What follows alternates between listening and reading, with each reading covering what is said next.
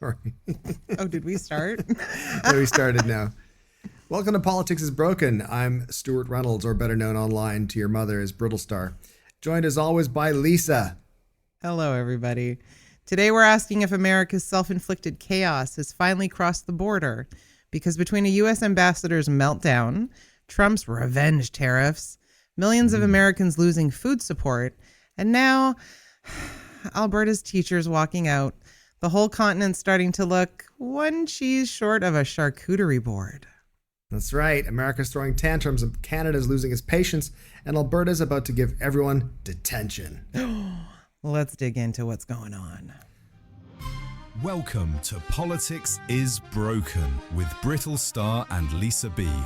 Canadian and global politics unspun. Are you sitting comfortably? Good. Then we'll begin. Well, hi there. As the man said at the top of the show, welcome to Politics is Broken. My name is Brittlestar. My name's Lisa. Hello. We already did that part, though. I know. We're just going to Cut read it out. written. This is fine. How you doing, Lisa? I feel like every time you ask me that, my answer is, well, I'm in Alberta. So that's the answer I'm giving. This week has felt like a month, so it's not great. How am I doing? I'm in Perth, Ontario. Oh, yes. How are you doing? Where are you? I'm in Perth, Ontario. It's about an hour southwest of Ottawa. And it's a lovely little town. And my most favorite thing about Perth, Ontario is that I get recognized a lot here for some reason. Oh, that's nice. When you said you were in Perth, I thought, wow, international. Just drove down to Perth, Australia. Yeah. Yeah. Got the ferry. Just here to do some stuff with Shannon's family, and then of course to give the people of Perth, Ontario a thrill. Okay. Perth, you've been warned. We have so many things to talk about today. We're going to talk about the ambassador's meltdown. We're going to talk about tariffs by temperament. We're going to talk about SNAP benefits in the U.S. ending, the real cost of ego. We're going to talk about Canada braces for the ripple effect of that. And then finishing off, we're going to talk about the Alberta's teacher strike and when the classroom becomes a battleground, which sounds really impressive, doesn't it? Fancy. Sounds really good. Well, let's get into it. Are you ready to get into it? Yes. Okay, excellent, fantastic. At a gala dinner in Ottawa recently, Ambassador Hoekstra, Pete Hoekstra, the U.S. ambassador to Canada and crowd favorite. Yep. Yay. Ambassador Hoekstra reportedly unloaded a profanity-laden tirade at Ontario's trade rep David Patterson after the Ontario government aired an ad using archival Ronald Reagan voice clips criticizing U.S. tariffs. Premier Doug Ford called the conduct unacceptable and demanded an apology. So we talked about this last week about the Ronald Reagan ad. We played a little clip of it. I did my fantastic Ronald Reagan impersonation. Right, yeah. And you couldn't tell where I stopped and Reagan began. It was seamless. It really was. Yeah. It was me and what was the monkey who did the movies with? Bonzo? You know Ronald Reagan did those movies? Was it Bonzo? Yeah, I don't know. I wasn't around, but I've seen clips. Mr. Something Goes to Washington. Mr. Smith Goes to Washington. No, it was something else. But That's a different show altogether. It was Bonzo. Was it Bonzo? Yep. It's been confirmed in the chat. Oh, damn it. I didn't get the chat. Better make sure I get this open. It's all about this ad that Ontario took out to run during the World Series using Ronald Reagan's voice in a speech he gave at Camp David, all about the fact that he was tariffing Japan at the time. But we generally thought tariffs were a bad idea and they led to bad things. They can only be used for short periods of time and for very specific purposes, as opposed to just now. And anyway, so Ambassador Hoekstra has been an interesting character. Of course, before we've had, Bruce Hayman used to be the U.S. ambassador to Canada under Obama. And Bruce is a very amicable guy. He's also a very likable guy. He's also a very nice guy. He's like someone that you'd be happy to talk to. And I think not everyone is apparently like that, is what I'm trying to say. Well, I think it reflected the administration. It reflected the administration. Right? Exactly. Yes. As does this now reflect the administration. It does. And I don't get it, because surely this guy who's, I'm assuming, spending a lot of his time in Ottawa, is like he's not getting a lot Is of he? hellos in the street, is he? Do you think? So. I don't think people could pick him out of a lineup, quite honestly. I don't think so either. No. But yeah, he's been quite outspoken and basically saying that it's Canadians who are the problem. Canadians are being the elbows up is stupid and it's aggressive towards Americans and it's just not a very good thing to do and it's making things worse. And it's got a little bit of the energy of someone who's like, don't, he's going to get more angry. Don't, he's going to get angry. He's going to get more angry. It doesn't seem like an adult thing to do. It seems like a very much of a kid situation where it's like, don't make dad angry. Don't make dad. It's like, it's pathetic and sad, I think. Well, I think it makes his job easier if we were just to acquiesce to everything, right? Because then he can go back to the blob and say, look at how well I'm doing. Sorry, that was just a run-on sentence. When Carney was meeting with Trump, was he there? Was he at the presser? Because in Washington, in DC, yeah, for sure he was there. Didn't Trump say something like, is he doing a good job? If not, I can get rid of him. Get rid of him. I know. Yeah. The guy to me seems a little bit like a jerk. And He's I don't like know the drunk uncle. Maybe he's a lovely man. I'm not putting money on it.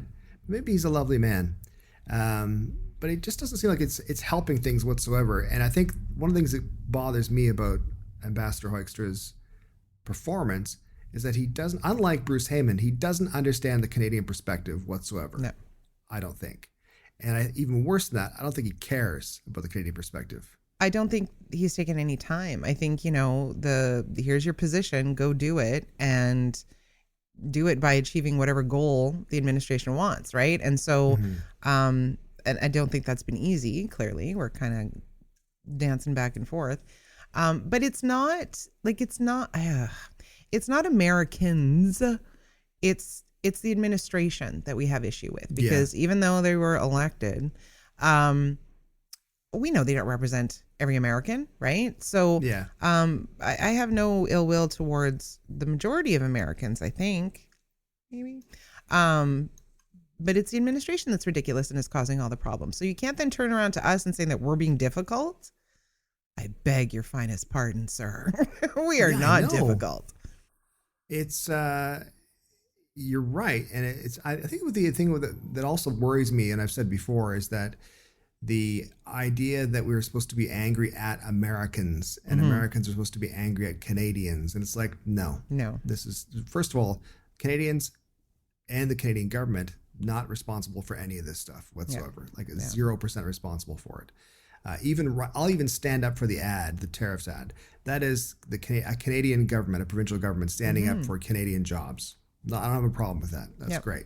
Do your thing. However, I feel that there's this notion that there's the powers that be in the U.S. want us to be angry at Americans and want to foment that anger between the citizens. And it's just not there. I don't think it's there at all. Oh, I don't think it's there. I mean, we saw that with like the border towns, right? And like the converging of the two groups. Like, I mean, I think reasonable people would understand that it's not, necessarily Joe American. I think they are subject to however people get elected, which sometimes is through apathy and sometimes it's through questionable means. But I don't know. It's like they want us to throw a punch so that they can then be justified in punching back, right? Yeah. But then conversely, they're like, you put out an ad. How dare you? Like, you know what I mean? Like, we can't win this. So, like, I don't get the temper tantrum part. You're a grown-ass adult. Why are you having a temper tantrum? There's a little bit of the bully who keeps bullying you, and then you just sort of take a poke back or push them slightly, just gently push them away from you, and they go, "Ow! What are you doing? What are you doing? That hurt." There's a little bit of that, which I don't get. No. My favorite thing about the whole debacle, though, and we'll just finish talking about this on that because we'll see what happens with Hoekstra. Because I feel that there's a good chance he's just going to stay on. He's going to stay on as long as Trump's part of the circus. That's fine. Circus. It's whatever. But exactly. My favorite part about it was Doug Ford standing up for the Ontario trade rep David Patterson by saying The cheese slipped off. He's addressing this to Hoekstra. The cheese slipped off the cracker. I get it. You're ticked off, but call the guy up and apologize. Doug Ford is trying so hard to make the cheese and cracker thing work. I know he wants to. Yeah, it's like fetch. But like for American, it's like spray cheese fell off the cracker. That's Exactly. the thing. They're American Exactly. spices fell off the cracker. I'm always so torn because like at the core, I dislike Doug Ford, right? Like I really do. Sure. I think he's problematic in so many ways. Yeah. But then he does this kind of shit. And I get why he keeps getting voted in because it's like, that's crazy Uncle Dougie, right? Which is kind of the energy you need, I think, to deal with a bully like the U.S. Yeah. currently, is you need that energy is like, you need that sort of scrappiness to you where it's like you're willing to poke back if you have to poke back. Yeah. And it just needs to happen. But of course, in diplomacy, it might just seem like theater, it might just seem like political theater, but in diplomacy, it all matters. Like it all matters. Even if someone just gets ticked off or annoyed or frustrated or angry, that can cause real life issues with jobs and deals and war, livelihoods and all that kind of stuff. Yeah. Which we'll just touch briefly on the fact that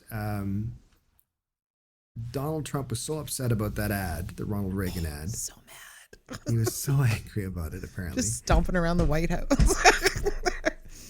There was a fantastic headline I read today in The Guardian that said, I only saw it online, I didn't read the article. The article could be garbage. It's probably great, but I don't know. Most people don't read the article. Just look at the headline. Exactly. What's the point? Just read the headline. See, if you're getting your news from us, that's the quality of news you're getting. Do not. Do not get your news from us. But it basically said that it wasn't that he was just angry. It was that it didn't say that, I'm paraphrasing. It popped a balloon of his delusion of he was doing something good by seeing a real Republican American hero in many people's eyes, speaking out against exactly what he was doing and basically saying, if you're doing what Trump's doing, you're a goofwad. Yeah. But anyway, he was so upset that he imposed an additional 10% tariff increase on Canadian goods in response to Ontario's Reagan ad, then declared Canada-U.S. trade talks terminated, called the ad disrespectful to America, and likened it to political interference. Mm-hmm. Which is ironic coming from him. My favorite reaction to that, though, is most Canadians were like, well, Carney, for one, basically said, when you're ready to talk, I'm here. Mm-hmm. And I think most Canadians' response was, whatever. Like, we're so done with him, like, fumming all around the place, right? It's like, whatever. You're mad? We don't care. And I mean, I think it's even better almost because it didn't come from Canada per se. It came from Ontario, right? Yeah. Whereas, like, I think in the U.S., like, I don't know that their states, like,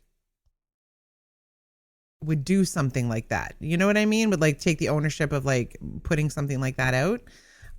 Whereas here we're just like, whatever, man, we'll do it. It's fine. Yeah. Sorry, I don't want to but it was such a clever idea. You think Doug came up with that, or like he's just sitting at home swatting bees away? Just taking a handful of bees out of a bowl. Like, it would really piss him off. Let's get Reagan. You know what would really get the cheese off that guy's cracker? It's not a thing, Duggo. We'll make it a thing. This whole family going, no, let's just cut it with the cheese. Stop it. Right? Listen, we tried. It was a good run. It was funny for a bit, but now I don't know if it's going to catch on. You know what? It might catch on. I might just start saying it myself, actually. Right? Yeah. Make it shirt. Exactly. Exactly. And then to follow this whole tariff, 10% increase tariff nonsense, the U.S. Senate voted 50-46 to overturn the tariffs. And interestingly, 4 Republicans, Susan Collins, I'm sure he's changed his ways, Susan Collins, Lisa Murkowski, Rand Paul, the Libertarian, which is evident by his hair, and Mitch McConnell. Oh, Mitch. I think Dana Carvey played his character in that Disguise movie. Broke ranks, citing harm to U.S. consumers and businesses, yet the measure faces no House vote and likely a presidential veto, leaving the tariffs in place. So it doesn't mean the fact that they voted down the additional tariff increase on Canada is more symbolic than anything else. Mm-hmm. I think to me, it suggests there's cracks in the veneer. I keep forgetting that Mitch McConnell is still around. Yeah, no, but that's good though. And kudos to them for taking a stand on what they, I'm going to say, believe the people that they are representing would want them to do. Right? That's so unheard of these days. So I'll give them credit for making it known. We should keep tabs on them because God knows what's going to happen to them for going against the family. Well, exactly. I think because there's so much fealty in the U.S. government currently to the Trump administration because people are scared about their livelihood. They're scared about whatever reasons they're just scared of, and that's understandable. But as a politician, you kind of have to think beyond that and be like, wait a minute, this is bigger than just me, and this is what I signed up for. It's not what I wanted to sign up for, but this is what I signed up for. You need to take a stand on certain things. So it's interesting in that I'm going to be optimistic for a second. No, I love it when you're optimistic. So I was asked on the Because News thing last week about Polyev and just the fact that one of the most telling things to me is the fact that we haven't really been talking about him at all.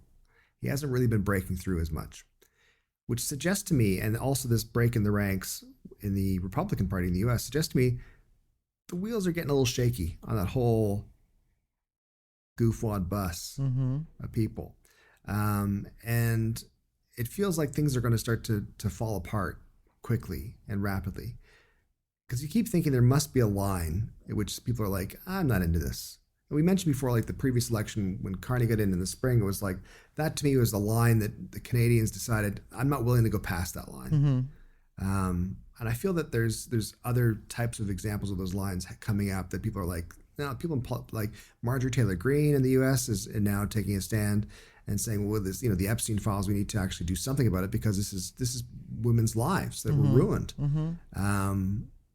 Candace Owens was person non grata for a while, right? Yeah, absolutely. So I mean, I have a little bit of hope that there's something to be salvaged. I'm not as hopeful, but I know, surprise. Again, you live in Alberta. I live in Alberta. I have no hope.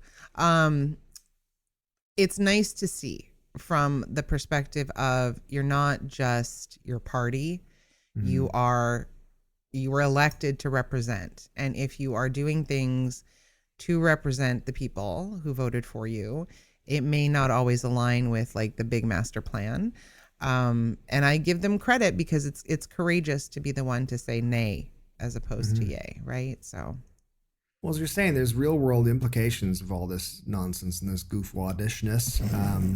And one is the SNAP benefits are ending. Because the U.S. government shutdown dragged on, the USDA announced that no SNAP, which are food stamps, benefits will go out as November 1st unless Congress acts. More than 42 million Americans depend on those benefits. The department said it won't tap the $5 billion contingency fund, saying it's meant for disaster relief, not routine support. Some states are scrambling with their own funds to cover the gap. So this is the scary thing to me, is that you've got 42 million people in the U.S. who are being used as political pawns, I think, as cannon fodder, really. Children, the elderly, even just able-bodied people who can't make ends meet. You're depriving people of food. That's a basic human right. Right. And I mean, it's all over the social medias. There was a video of some entitled, whiny, I'm going to say Republican, chomping on her toast and being like, what'd you do with your stamps? What'd you do with that kind of thing?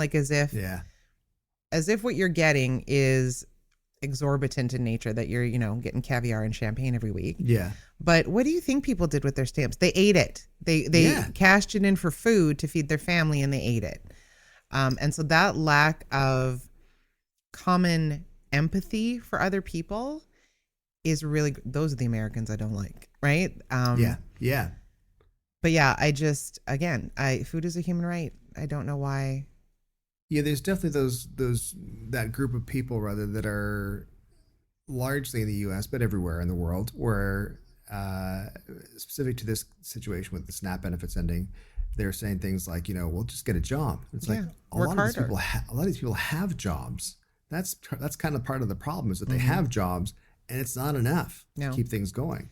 I saw one woman talking about it that, her and her spouse both had really great jobs. They had a child, and it would have cost them more in childcare than for her to keep working. So now they're in one income and rely on these I don't even want to say benefits, but rely on this to keep their family afloat. Like it's your neighbor. You don't know, right? What your neighbor does or doesn't have. And again, I just don't understand in the grand scheme of what money is being spent on, how you are going to take food out of the mouths of children is really gross to me. And I don't know if maybe you can tell me, to me, it seems obvious. It might be a Canadian perspective. But to me, similar to healthcare and similar to, and connecting that same idea to things like food benefits and food banks and making sure that there's like programs like SNAP in the US, I feel that if I can keep society fed, there's probably less crime. There's probably more benefit to society. It's probably a nicer world to live in. Look at you little socialist. Don't tell anybody. But I really, but even like, I think from my cold, dark capitalist heart, it makes sense to me. I want people to do well so they can go out and make money and be happy, and I can sell them stuff. Yeah. You are a capitalist. Yeah, see, exactly. See, it all works together. It's all in tandem. We're just wearing different jackets. That's it. But that idea of you make the community better, which makes life better, which makes your own life better. 100%. 100%. So I don't understand those people like the woman with the toast saying, "What did you do with all your stamps?" It's like Such a gross what thing. do you want? Do you want people like do you want to have, first of all, do you want that on your conscience of having kids going without food, families going without food, not just kids, just people going without food? The idea of someone going without food is horrendous. Because you can't operate. Then people just become a problem that you have to deal with. But it affects everything. It affects healthcare. It affects, children learning. It affects, like, the impact is far worse than doling out the money. And the thing, and people out there, correct me if I'm wrong, because my only knowledge is what I've seen through social media videos and things like that. But people on this program, it's not carte blanche to just go and get whatever you want. Like there's a basic foundation of what the food stamps, and I hate using that term, can be used for, right? So it's like cereal and milk and produce and those kinds of things. And so I've seen videos where, a person who clearly must have indicated that they are receiving this benefit spent cash on something else, like, I don't know, Twinkies or something ridiculous. I use that because it's the States. And people just lambasting them, like, how dare you be on a benefit and spend money on Twinkies? Everybody's allowed a Twinkie, okay?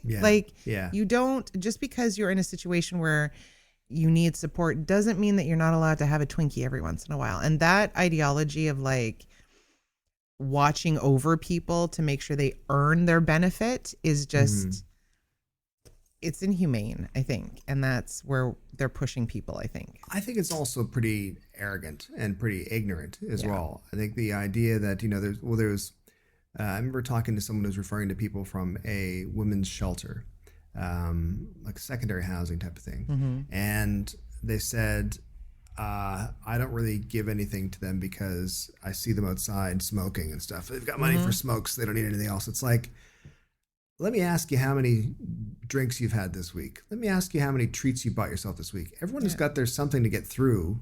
They've got to have their little brief moment of joy. Do I think people should smoke? No, I don't think people should smoke. Sure, you look cool as hell, but still.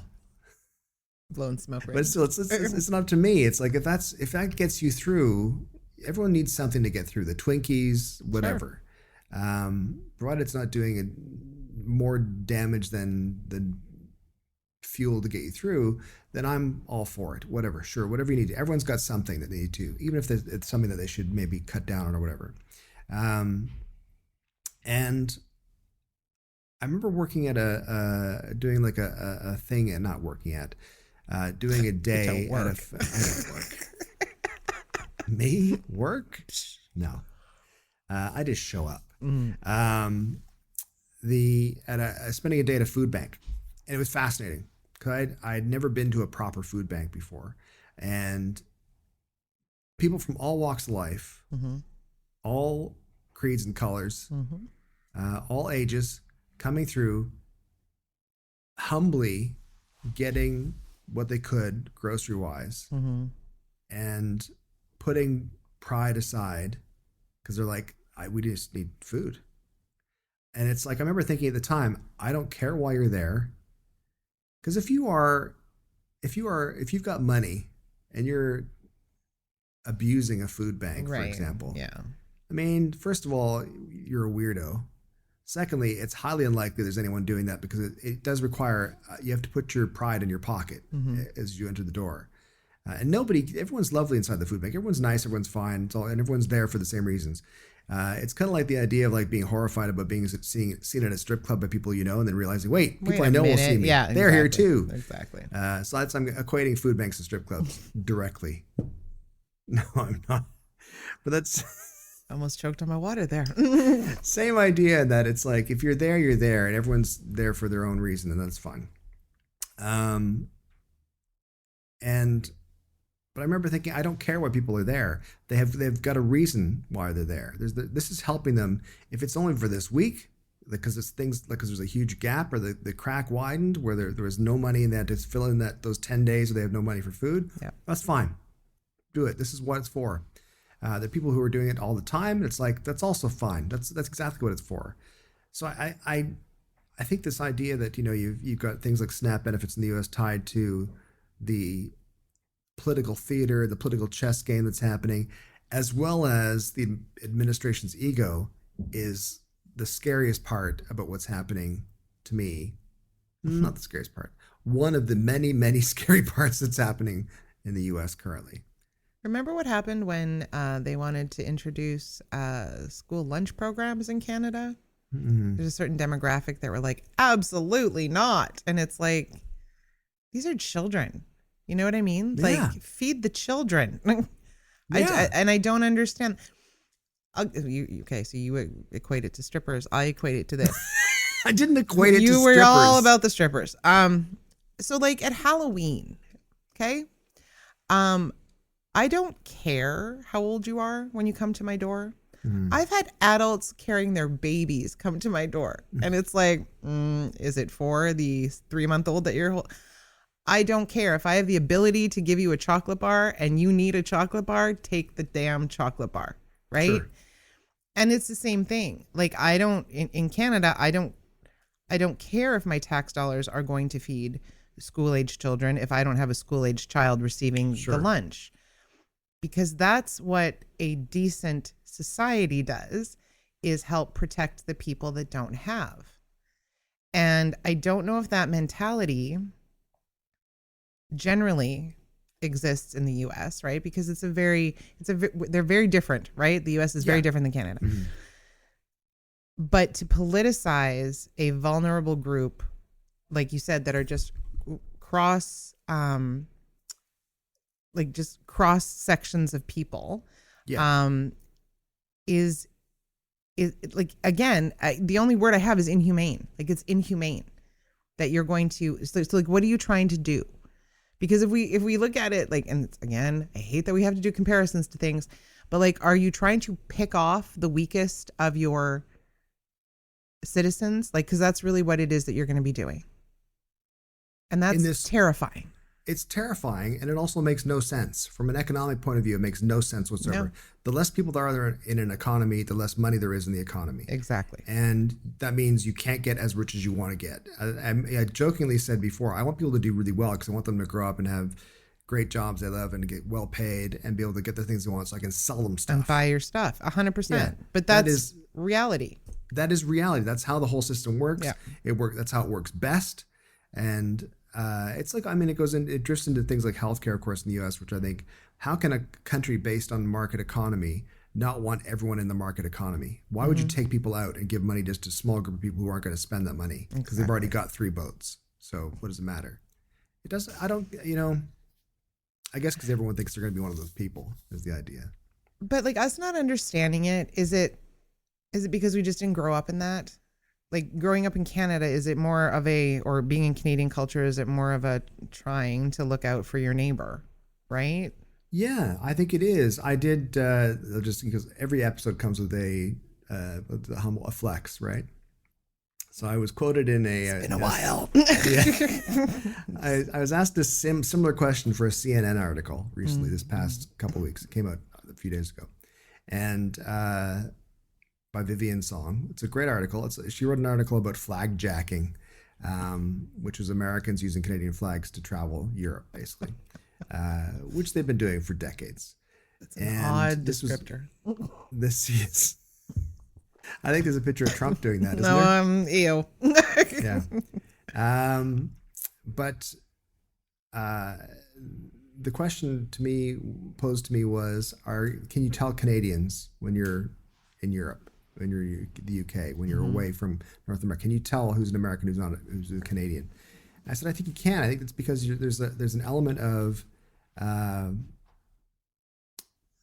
community that Canadians have. And I think it's born quite simply from the weather. I think the idea of like, you at some point are going to need help shoveling your car out of a snowbank. You at some point are going to need to get pushed out of a ditch. Get pushed out of a ditch. Yeah. You are going to need help getting stuff that you can't get because of the weather. And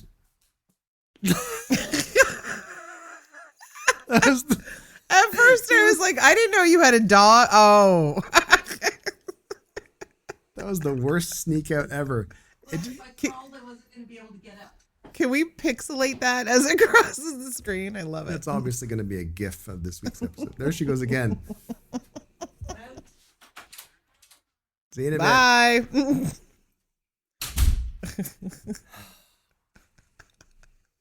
Can't get good help these days. All of us at some point are going to have a wife who thinks she's sneaking out of frame past the camera. I can't wait till you show her what it looked like. Evidently just walking like she's someone who walks at a 90-degree angle. Anyway.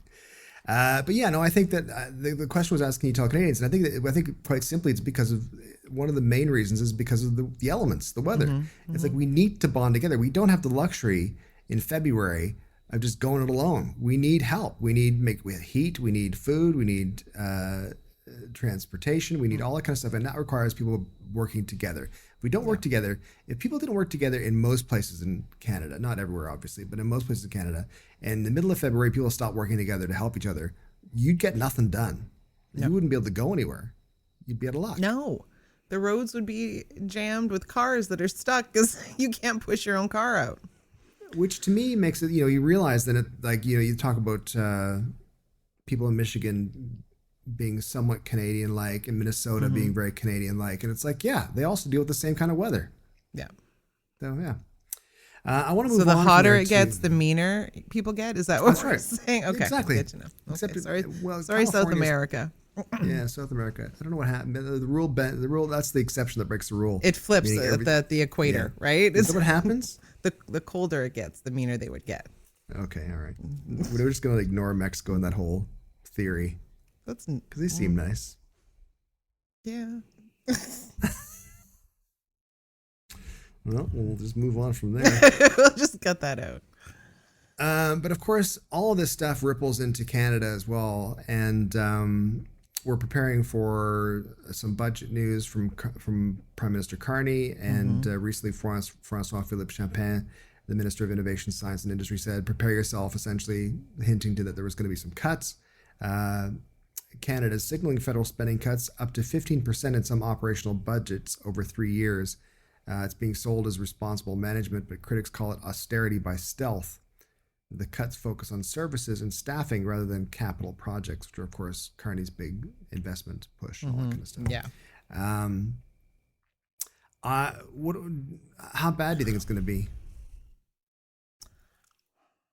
I mean, I think it's going to be impactful. It'll be interesting to see, like, if it's going to be specific to certain areas. Like, if we're looking at cutting, like the jobs of people who do frontline work, like, calling the CRA and stuff like that? Are they going to do that kind of administrative diminishing? We'll see. I don't know. I mean, I think there's going to be job loss. I don't think it would be prudent. Catch 22. I don't think it would be prudent in the economy that we're in, facing the things that we're facing, for there just to be an increase in deficit. He's got to show that he's, fiscally responsible and making changes. Sure. But my worry is that then we're going to have Poilievre saying, I was going to cut all those federal employees and now you did it. I don't know. We'll see. Yeah, I don't know what to expect either. I think there's only so much that he can do without having a bit of a revolt.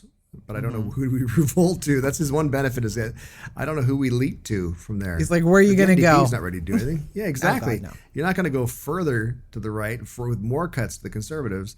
And the NDP is not, they haven't even opened the curtains yet. They're just still doing nothing. They don't have anyone opening the door yet. So, no. Yeah, I don't know what's going to happen. So I'm a little worried. Just because, like, honestly, I think Carney's in the position right now where it's like, it doesn't matter what he does or doesn't do. He's going to get it from all sides of you should have, you could have, you didn't.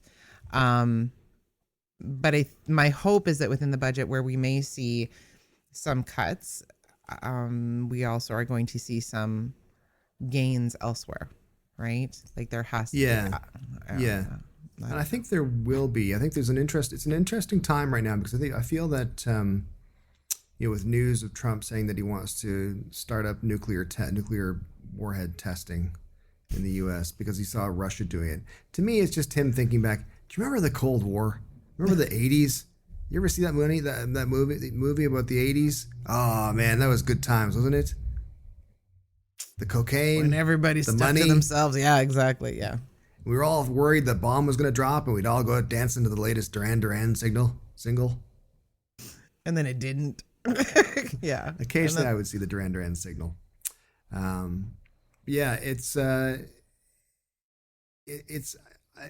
be really interesting to see what happens, because I don't want it to come at the expense of too many social programs. No. I think we've come too far. I think that we're, moving ahead with pharmacare is a really important thing.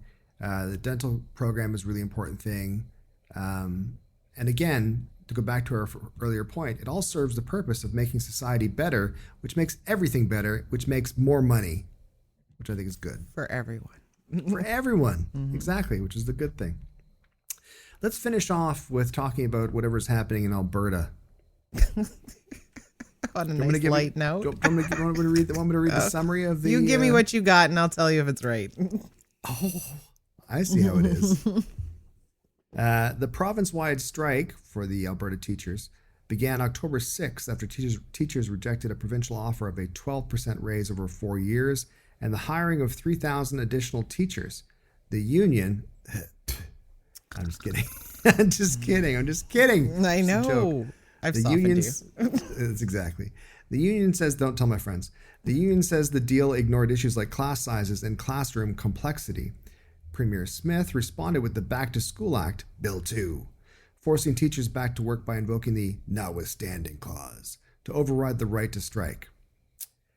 So why it matters, of course, is it's one of Canada's largest public sector labor actions in a decade. The use of the notwithstanding clause sets a constitutional precedent. And of course, it shows that labor instability is not just an American export. Canada has its own fault lines. So it's interesting in that the teacher strikes aren't that exciting to me. Well, I mean, they're a hassle for everybody. Nobody wants to really do them, of course. But they're not that exciting. It's like it happens. It's one of those things that happens. The use of the notwithstanding clause to force a back to work rule is not great, I think. Nope. But you're all for it, apparently. So please tell us why you're all for it. I love the notwithstanding clause. Because I think, just like with anything, there's so much misinformation that has been perpetuated by the government and people who follow the government in trying to sway public opinion. It's all over. I don't go on Twitter. And I did, and it just reaffirmed the reason why I don't go on Twitter, It because is a dumpster fire. oh there, my man. God, it's just, I need Purell after. It's just post after post of these Americanized Canadians, right? Like that's really what it is. I don't even want to call them Canadians, but you know, it's vilifying teachers of how greedy they are. You're so greedy, right? Like why you're getting 12% over 4, like, and you have summers off and you have this many PD days and stuff like that from people who don't have a concept of what a teacher does in the course of a year. Sure. Right. So that's annoying. Then you have the union haters who are like, unions need to be, you know, abolished and all this kind of stuff, who don't understand that unions are the reasons why people have weekends and stat pay and all those other kinds of things. The bargaining process was like well over a year to try to get to some kind of agreement that I guess would be reasonable on both sides. But you have a government that mandated wages for everybody in public sector. So they moved a tiny little bit only because they did it for one union, so they have to do it for all the others. But then in the course of things like discussions at the table, they started talking about classroom sizes and classroom complexities. And I think for the most part, Joe Public doesn't really pay attention to bargaining that's going on, right? We don't. No. Okay. And then as it was, you know, getting more public about the strike and everything, people started to pay attention. And then when the teachers actually did go on strike, like the volume of people at the rallies to support the teachers. And because then again, on the toxic Twitters, you got people, paid actors going to these rallies. It's like, bitch, nobody's getting paid. The teachers aren't even getting paid. Like, you think anyone else is getting paid? But the amount of support that was coming forward at rallies across the province, that scares an employer. It's like, whoa, too many people are on the side that we're not on. And I believe that them using the notwithstanding clause was always in their plan. I don't think they ever had an intention in bargaining in good faith towards the end, certainly. And so they're saying they let the teachers strike for 3 weeks, but they had to do something for the well-being of the children. I think they fully wanted the teachers to go out so that they could lock them out. And then, say, oh my God, the children, they've suffered so much. The COVID kids have suffered so much. We need to bring them back to school. Nobody wanted children out of school. The teachers wanted to be in the classroom. Kids wanted to be in the classroom. But the bargaining processes are such that if they don't get commitment and language on certain things, the life of a classroom is a detriment a lot of the times to the education of the children. Even forget the teachers, right? So we're going to use the notwithstanding clause. The legislature sat on Monday. They pushed it forward. They pushed a bunch of stuff forward, actually, with limited debate. Danny just happened to leave early because, I have to go to Saudi Arabia. Sorry. And missed the actual Bill 2 talk. She's doing that new comedy festival, the Riyadh Comedy Festival 2, right? Right? They're like, hey, you got oil, but we got oil. Do you want some of our oil? Like, the problem what's the deal with what's teachers the deal today? with the oil? Yeah. The problem with the use of the notwithstanding clause is I don't believe, and I don't care. People are going to say it's in the Constitution. It is. It's fine. Whatever. I don't think this was the purpose of a notwithstanding clause. No. I think the steps taken before using the notwithstanding clause were missed. I think the Canadian Bar Association actually put out their thoughts on it and spoke about that. But the issue that I have about using the notwithstanding clause, aside it from being authoritarian, is not only did you use it to halt the strike, which you could have done. You could have said teachers back to work. We need to get everybody gets back to work. But they also used it to impose a contract on teachers that they are now stuck with till 2028. And that is not bargaining in good faith. That is stripping the rights of people. And I'm not okay with that. And a lot of people aren't okay with that. So we're going to see what happens. So I've got two questions for you, Lisa. During the strike vote, or rather for the strike vote, 89.5% rejected the deal, which is 38,113 no's, 4,479 yeses. Affected roughly 750,000 students. The government pledged $55 million for classroom complexity and 1,500 new assistants. They said they were going to give them a 12% raise over 4 years and hired an additional 3,000 teachers. What is left for those people who are like, what else do you want? Like me. What else? Like what else do they want? So they have to go back. It's not just the money on the table. First, we'll talk about that because that's what everybody's obsessed about. Sure. You have to go back historically and look at the zeros that teachers have gotten. So the 12% generally is not even covering cost of living going back for teachers for like 10 years. Okay. Mm-hmm.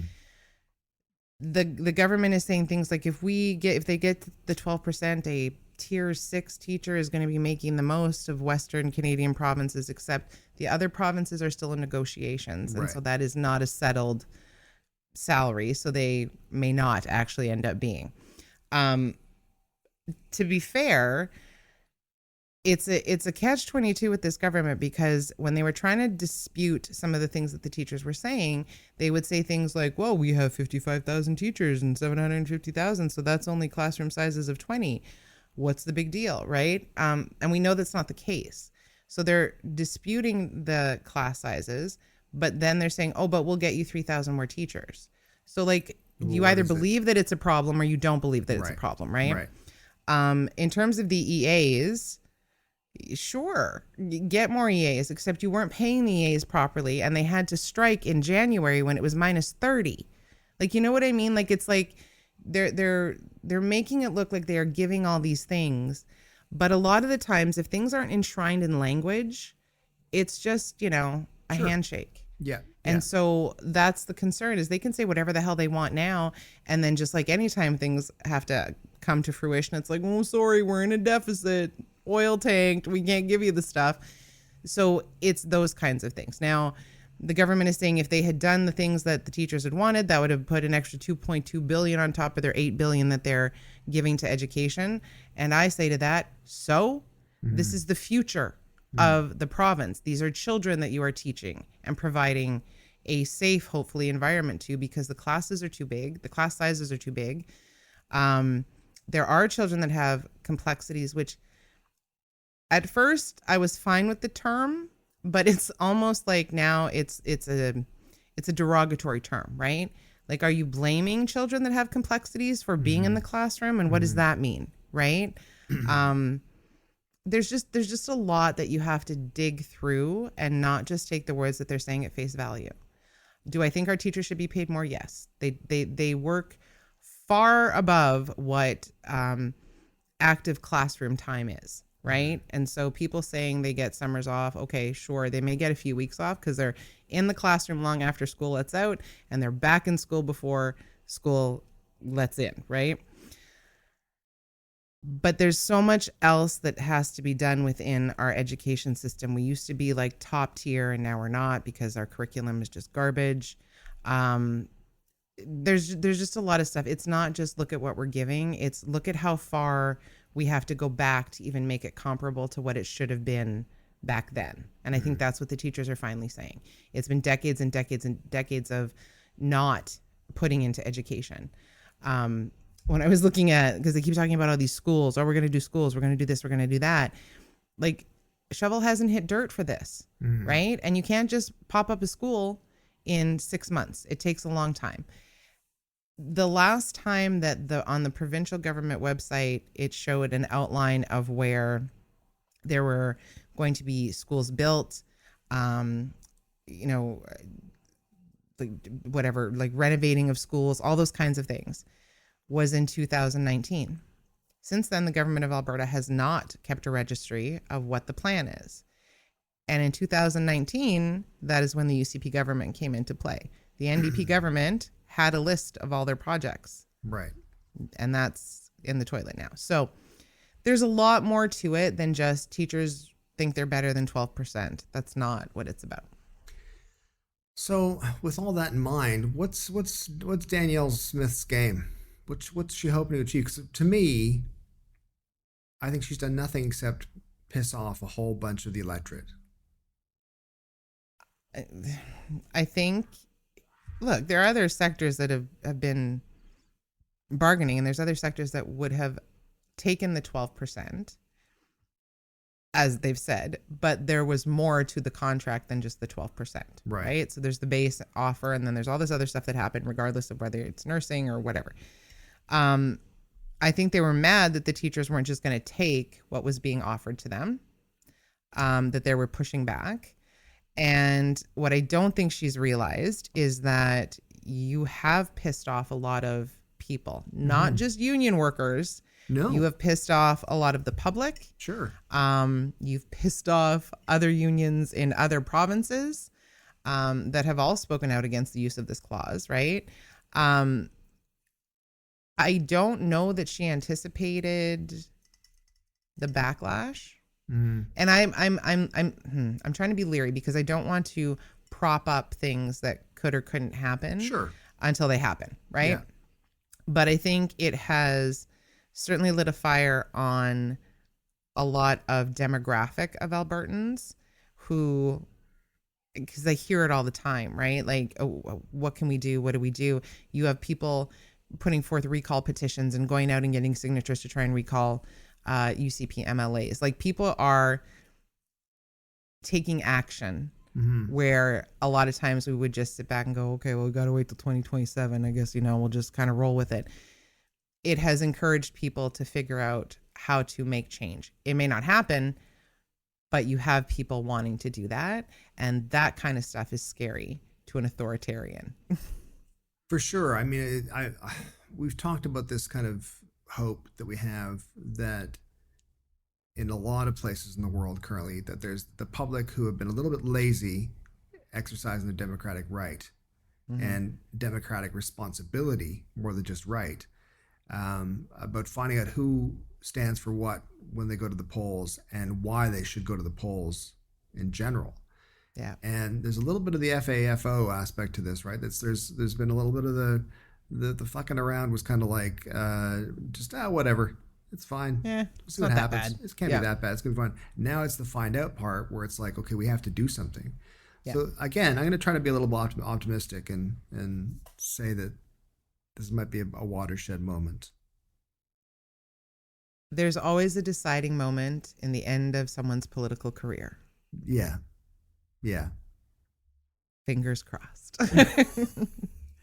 Well, every time America turns policy into performance art, the rest of the world, and especially Canada, ends up in the splash zone. This week gave us a diplomatic meltdown, tariffs from hurt feelings, a Senate vote that changes nothing, a teacher strike showing our own cracks, that seems lewd, and millions of Americans losing food aid. Do Americans get it yet? Do voters get it yet?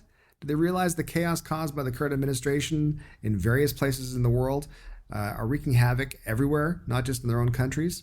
Probably not, but we do, which is important because we have a podcast called Politics is Broken, and we're the ones cleaning up the mess. And that's why we don't really do spray cheese in Canada.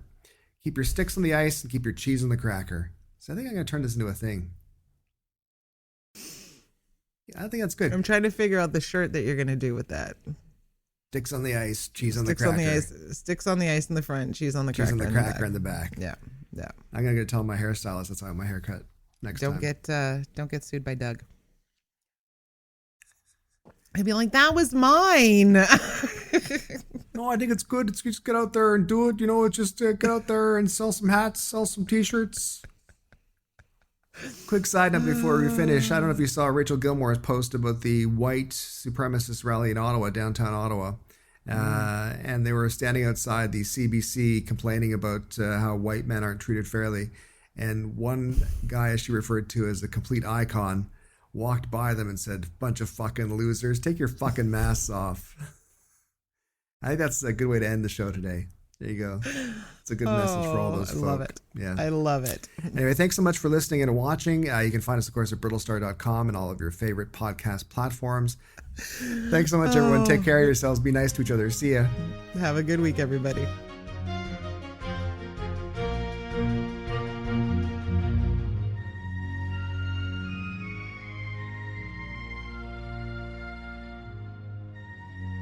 You've been listening to Politics is Broken with Brittlestar and Lisa B. The audio version of this podcast is produced by Owen Reynolds for the Podcast is Broken Network. Remember to like, follow, subscribe, and comment.